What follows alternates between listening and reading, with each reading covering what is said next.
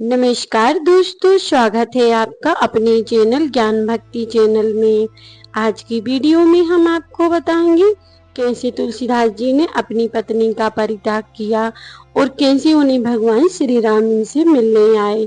भगवान श्री राम ही नहीं, हनुमान भी उनसे मिलने आए थे और सभी देवी देवताओं ने तुलसीदास जी को दर्शन दिए थे। क्रम बाय क्रम हम आपको सब कुछ बताएंगे, बने रहिए हमारे साथ।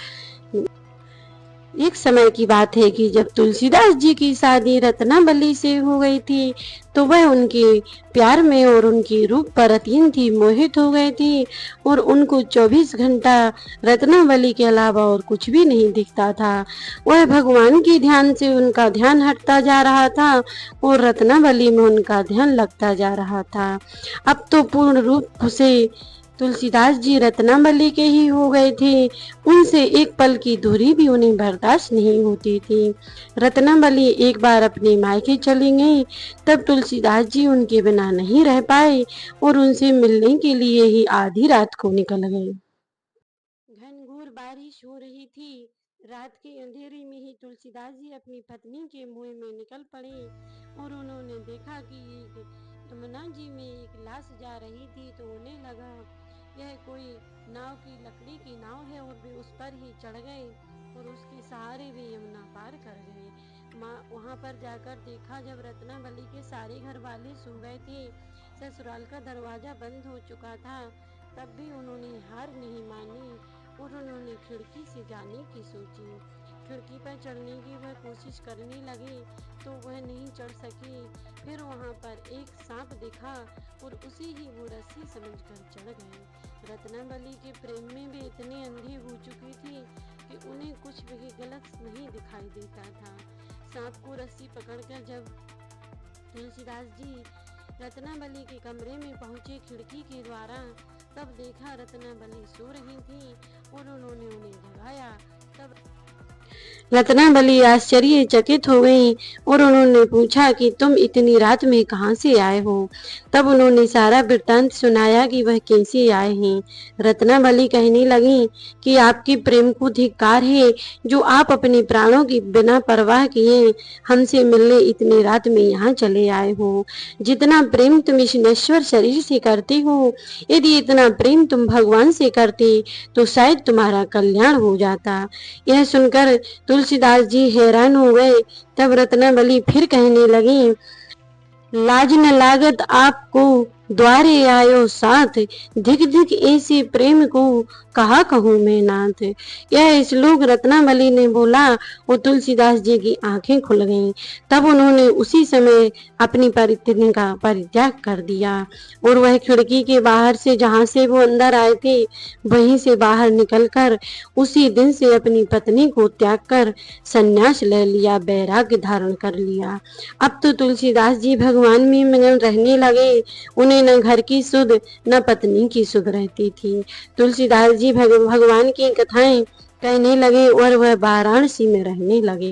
तुलसीदास जी नित्य प्रति भगवान की कथा कहते और वहां उनकी कथा सुनने के लिए कई साधु संत भी आया करते थे। वाराणसी में जब तुलसीदास जी रह रहे थे, तब वह सुबह के समय भ्रमण करने को जाते थे। उन्होंने देखा सुबह के टाइम कि एक वृक्ष अत्यंत सूख रहा है, वह बिना पानी के बहुत ही सूख गया है और वहां पर आसपास में कहीं भी पानी का प्रबंध नहीं था। तब तुलसीदास जी ने सोचा कि इस वृक्ष को मैं सिंचित करूंगा और उसे फिर से जीवन दान दूंगा। तब तुलसीदास जी अपने घर से रोज पानी लेकर जाते थे। जब भ्रमण को जाते थे तो पानी लेकर जाते और उस पेड़ को रोज सींचते थे। कुछ दिन बाद वह पेड़ हरा भरा हो गया। जब पता चला कि उस पेड़ में एक प्रेत रहता है, तब तुलसीदास जी ने देखा यह पेड़ बहुत ही हरा भरा हो गया है और उस पेड़ को वे देखने लगे। तभी वहां से एक प्रेतात्मा निकली और कहने लगी कि तुमने इस पेड़ को जीवन दान दिया है, तो मैं तुम्हारी कुछ मदद करना चाहती हूँ। बताओ तुम्हारी क्या मनोकामना है, मैं वह पूरी करूँगी। तुलसीदास जी कहने लगी कि तुम मेरी मनोकामना कैसी पूरी करोगी, तुम तो खुद एक प्रेतात्मा हो। तब वह प्रेतात्मा कहने लगी, मैं एक पंडित था और मैं भी भगवान का भजन करता था, कर्म बस मुझे यह योनि मिली है। तब तुलसीदास जी को विश्वास हुआ कि हाँ, यह भगवान का।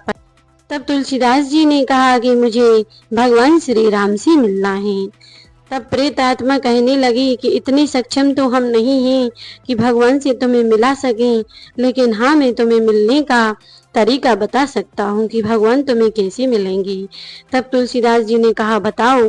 तब प्रेत ने कहा कि तुम जो राम कथा करते हो, उस राम कथा में सभी आते हैं सुनने के लिए और हनुमान जी भी आते हैं, जो कि सबसे पहले आते हैं और सबसे बाद में जाते हैं।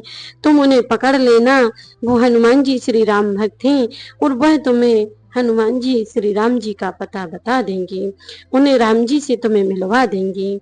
तब तुलसीदास जी ने वैसा ही किया। जो कथा में एक सबसे पहले बूढ़ा आदमी आता था, उसे तुलसीदास जी ने पकड़ कर रख लिया और उन्होंने कहा कि तुम कोई साधारण मनुष्य नहीं हो, तुम हनुमान जी हो, हमने तुम्हें पहचान लिया। अब तुम मुझे अपने रूप में प्रकट हो जाओ, मुझे अपने दर्शन दिखाओ। यह सुनकर हनुमान जी अपने रूप में प्रकट हो गए और तुलसीदास जी को दर्शन दे दिए। तब तुलसीदास जी कहने लगे कि हमें प्रभु श्री राम से मिलना है, एक बार हमें भगवान से मिलवा दो। हनुमान जी कहने लगे, ठीक है, हम तुम्हें भगवान से मिलवा देंगे, लेकिन उसके लिए तुम्हें चित्रकूट में जाना पड़ेगा। तुलसीदास जी वाराणसी छोड़कर चित्रकूट में चले गए और तुलसीदास जी जब चित्रकूट में कामदगिरी की परिक्रमा लगा रहे थे, तब एक घोड़े पर दोनों राजकुमार सवार हुए निकल गए। वो राम और लक्ष्मण थे। तुलसीदास जी ने उन्हें पहचाना नहीं और फिर हनुमान जी मिलने के लिए आए, तो वो कहने लगे कि भगवान श्री राम तुम्हें दर्शन देने को आए थे, लेकिन तुमने उन्हें नहीं पहचाना। तुलसीदास जी बड़े ही पछता रहे थे और उन्होंने कहा, फिर से एक बार प्रभु के दर्शन हमें करा। हनुमान जी कहने लगे, ठीक है, अब तुम मंदाकिनी के तट पर जाओ, वहां श्री राम तुमसे मिलने आएंगे। मंदाकिनी के तट पर जाकर तुलसीदास जी चंदन खींचने लगे और सभी को तिलक लगा रहे थे। इतने में ही राम एक बालक के रूप में आए, वो तिलक करने लगे। अब तो तुलसीदास जी उन्हें फिर से नहीं पहचान पा रहे थे।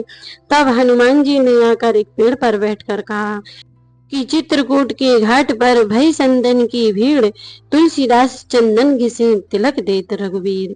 यह देखकर तुलसीदास जी ने अपनी आंखें खोली और देखा तो सामने भगवान श्री राम तिलक लगा रहे थे और वह अपने असली रूप में प्रकट हो गए। यह देखकर तुलसीदास जी उनके चरणों पर गिर पड़े। तब भगवान ने उन्हें उठाकर हृदय से लगा लिया। इस प्रकार भगवान ने तुलसीदास जी को दर्शन दिए और फिर उन्होंने कहा कि तुम अब जाकर काशी में रहो, जहाँ तुम्हें महादेव जी के दर्शन होंगे। काशी नगरी महादेव जी की नगरी है, वह उन्हीं ने पूरी नगरी बसाई है। ये सुनकर तुलसीदास जी भगवान श्री राम की आज्ञा पाकर काशी जी में रहने के लिए चले गए।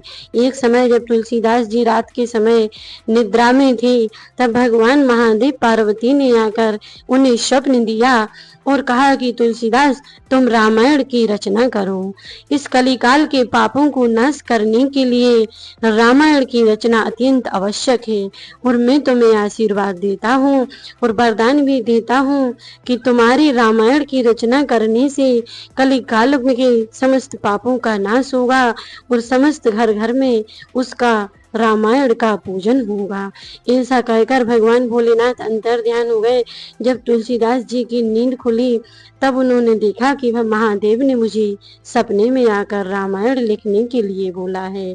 फिर तुलसीदास जी ने रामायण जैसी ग्रंथ की रचना की, जो भगवान महादेव की आज्ञा अनुसार की थी। तो यह थी तुलसीदास जी की कहानी।